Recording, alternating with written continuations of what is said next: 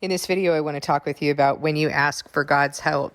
I see a lot of people do their YouTube prayers, which I, by the way, do not agree with. I think it's kind of weird. I think it's one thing if you're praying with others or you're praying over someone. Like, I have a friend on YouTube who often will lift up a prayer for me on the channel. That's a different thing. But when you start doing your personal prayers on YouTube, I don't know what that's all about. You guys, don't do that.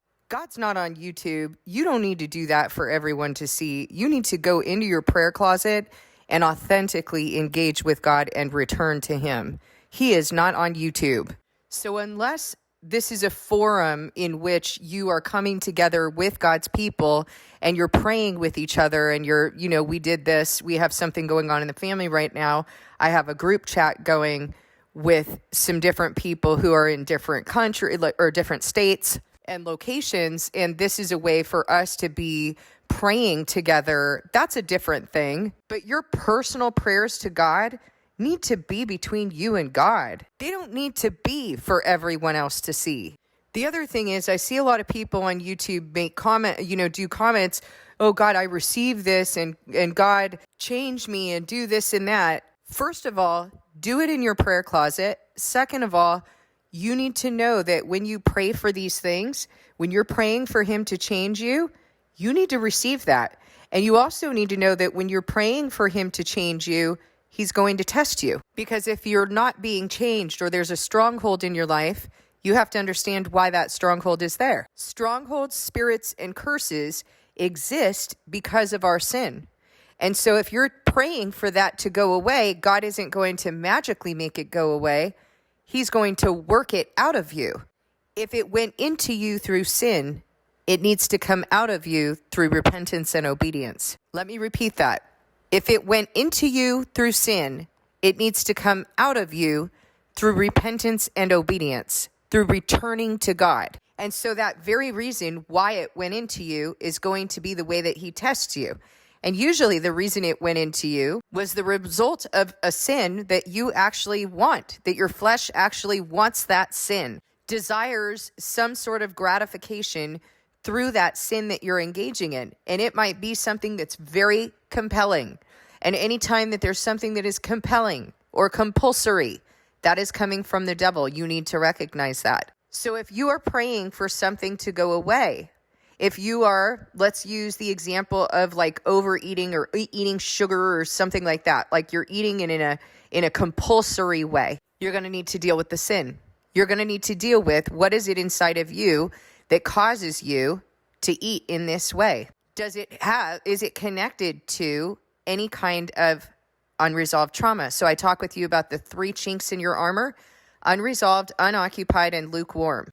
Lukewarm. Let me give you an example. You might say every day at the end of the day when you feel terrible because you ate terrible, you might be saying, "Lord, I'm sorry. I know that I did it again. I did it again." And you're saying that every day. "I did it again and I feel terrible and my stomach is hurting. I know I'm not eating with prudence. I'm not eating with temperance." You might say that, but you might keep doing it. Lukewarm. And you might commit each day that you're going to eat well, that you're going to be prudent, that you're going to be connected with God, but then you want something and you separate from Him because you can't really justify it if you're connected to Him, right?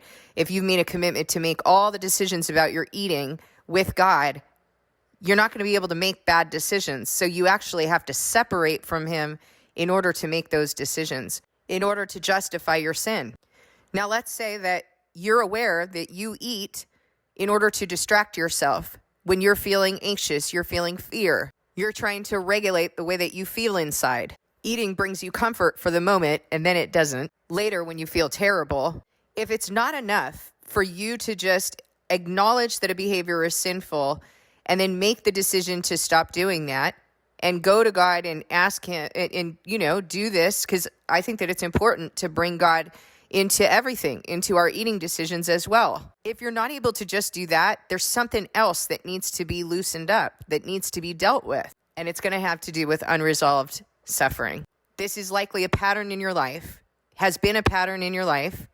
Maybe you didn't have those consequences before. I tell you all the time, I was able to eat whatever I wanted all my life, had a good metabolism, was athletic. Not so anymore. So maybe you were able to do this in your life with little consequence, but now you're bearing the consequences of eating in this way. I shared with you that during my childhood, we were starving at my father's house. So when we went to my mother's house, that's all we did was eat, gorge ourselves, like till we were sick, because we were so hungry and we didn't know when we were going to eat again. So it was almost like we were trying to eat to make up all of that time that we had been at my dad's house. And everything, fruit roll-ups, Golden Grams, chips, cookies, garbage, That's what a child is going to do. If a child's not being well trained and well taught and taken care of, they don't have a model of how to take care of themselves, and they're going to go crazy, especially when they're starved in their flesh. They're not going to know how to regulate themselves. They're going to be living in their flesh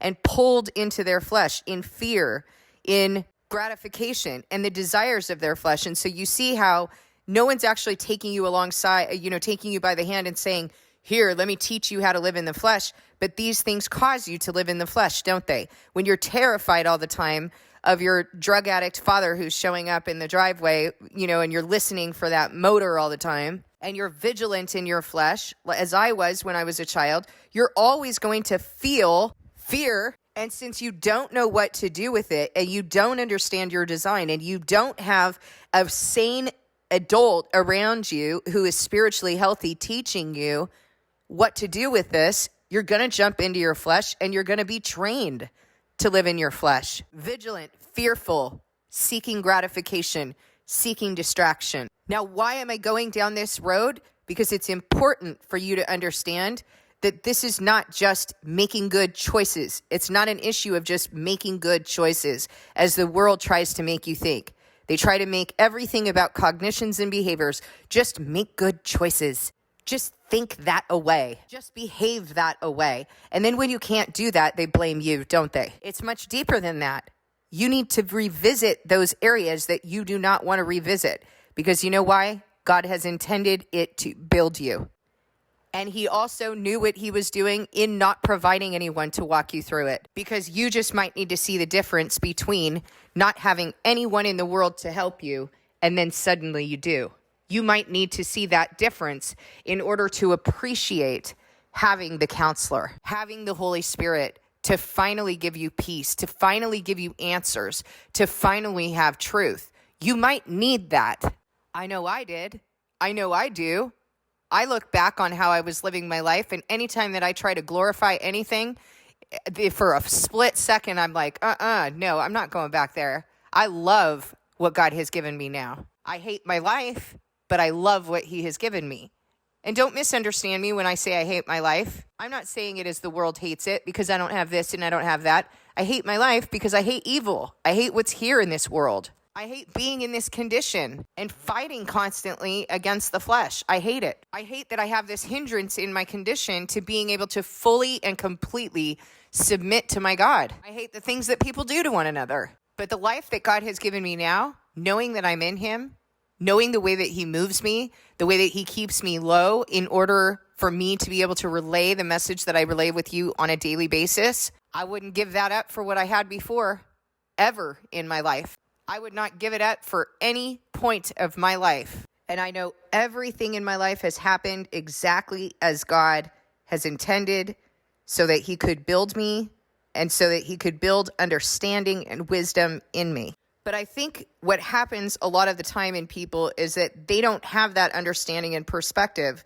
And so they don't want to visit those areas. They just want to go from here forward because they don't want to take the time to reconcile in him what he has been doing. It's too painful. It's too confusing. And they don't realize that those very things are the things that are compelling them in their life now. That terror, that fear that I felt as a little girl while I was starving and my dad would leave and I'd go into the cupboard and I'd go take those little lumps of brown sugar in the Tupperware container because that was the only food in the house. And then I'd listen in terror while I was, while that lump of sugar was melting on my tongue to hear whether he was coming back, to wonder what that day was going to be like for me. What mood was he going to be in? Then going to my mother's house and having an abundance of food to comfort me for the moment and then being left empty again.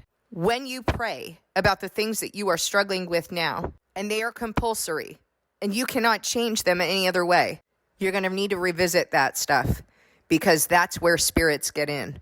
A child who doesn't know anything else to do is going to naturally jump into their flesh to try to control the situation, to be vigilant. It is an insidious and satanic attack on the life of a child, and yet God is sovereign over all of it. He knew what he was doing with me. But I'm telling you right now that made me vulnerable to a spirit. Because when you start learning to live in your flesh, you are rejecting the ministry of God. You're rejecting what he's building in you. And you say, well, you were a child. How were you supposed to know? Yeah, how was I supposed to know? And yet God says, if you sin in ignorance, you receive a small lashing. If you sin with full knowledge, you will receive a large lashing. Why does he do that? Because he's disciplining us. He's teaching us and he's building us. What does that have to do with your sin today? You may have spirits left over from childhood. You may have sin and curses that you have carried into your life and you don't even realize that you are acting out of your old traumas and wounds, your unresolved suffering.